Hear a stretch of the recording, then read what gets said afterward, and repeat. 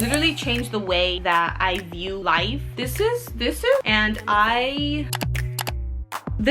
Okay, these are the books that I read. It's already May, it's gonna be June. I haven't done like a monthly like books that I read, favorite books that I read, what I thought about the books that I read. So I kind of just wanted to do like a midway through the year recap of all the books that I've read and what I thought about them. They're not in order. Well, actually that it could be in order. Why is it not gonna be in order? For January, I started the year with It Starts With Us by Colleen Hoover, and I didn't like it. I'm not gonna lie. Out of 5 stars, I gave it 3 out of 5 stars. It was a good read. It was a good, like, I think she said it in like the intro. It was just something to give the fans because she was grateful for all the love that they gave It Starts With Us. I mean, It Ends With Us, to give like a conclusive ending to Atlas and Ryland, what's his name? And what was her name? Lily. Yeah, I gave it 3 out of 5 stars. I think there was no like ooh, you know, factor, but it's okay because it was just like a good leisure read. After that one, I worked my way through Twisted Love by Ana Huang, and this I feel like should not be sold at Target. This is risky writing on pages to be sold at Target. Maybe because books aren't like, you know, at least when I was younger, I didn't run to the book section. I went to the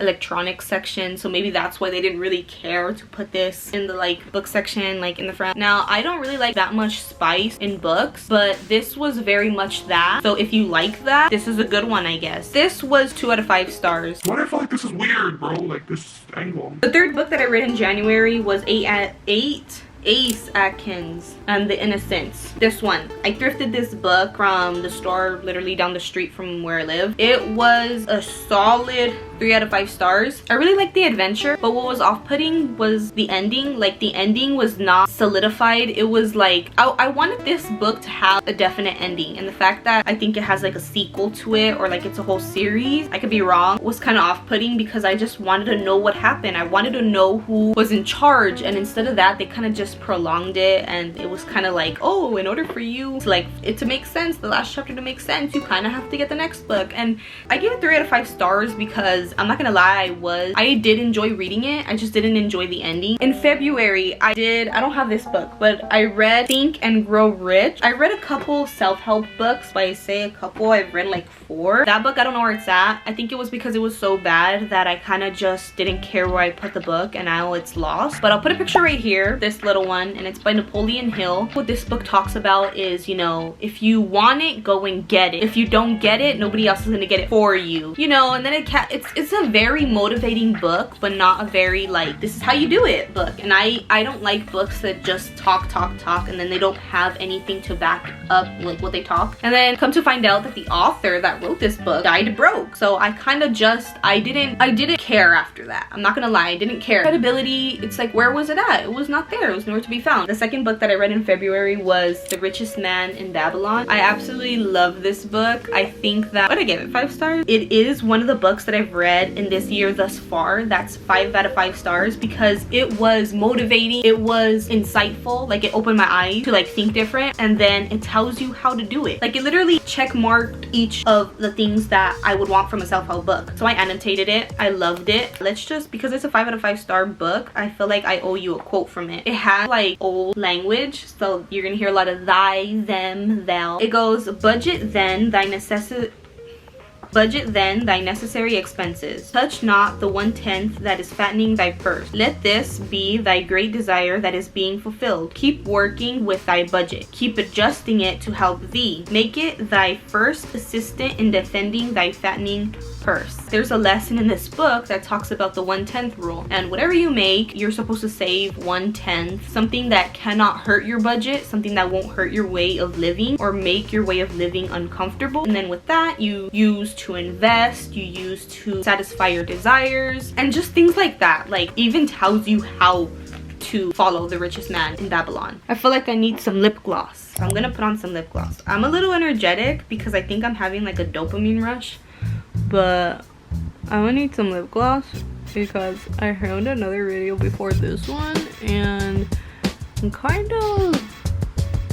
In March, I read my 3rd self-help book, and it was How to Win Friends and Influence People by Dale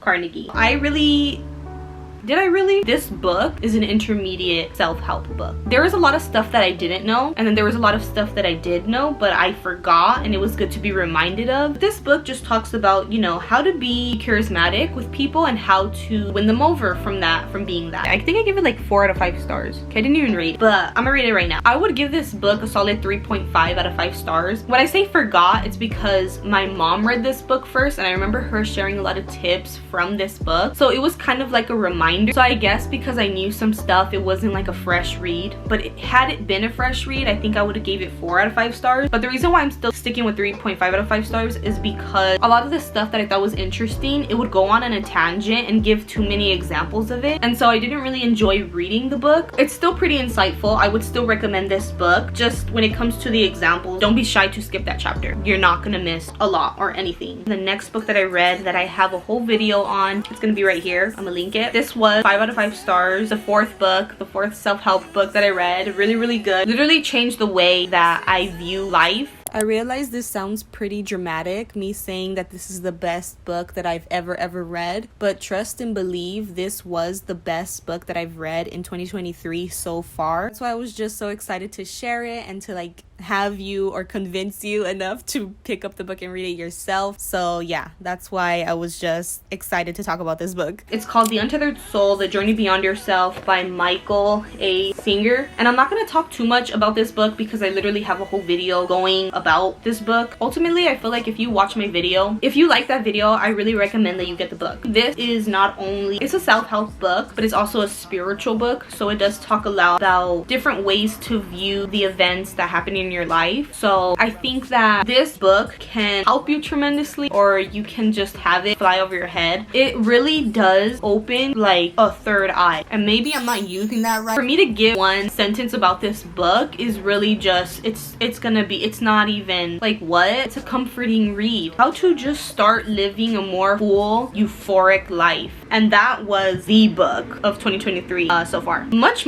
later in March, I don't even think it was in March, but I have this book down in March. I'm pretty sure this was done mid-April, but I have it in March because I probably started it in March, but it was not done in March, and it was very after I read The Untethered Soul. I finally finished IQ 84 by Haruki Murakami. I said that weird. I'm gonna try that again. I finally finished reading IQ 84 by Haruki Murakami, and I annotated it. When I say I annotated it, I really annotate, like, look at, it's not a lot. This book is not so much about the plot. I wouldn't read the plot. I mean, it's not really a plot because the author, the way that he writes, it's not about the plot. It's about the journey, and the plot is just like, it's always like a side dish. The entree is the way that he writes his stories. This book, it got me out of a reading slump. It got me into a reading slump. I knew what was going on. I didn't know what was going on. I was confused with the timing. I think that if you just want a good adventure of a book, Haruki Murakami is always gonna do that. You may not get what you read, you may not know what timeline you're in, but what he is gonna do is he is gonna give you that story. He's gonna put so much texture and flavor into these characters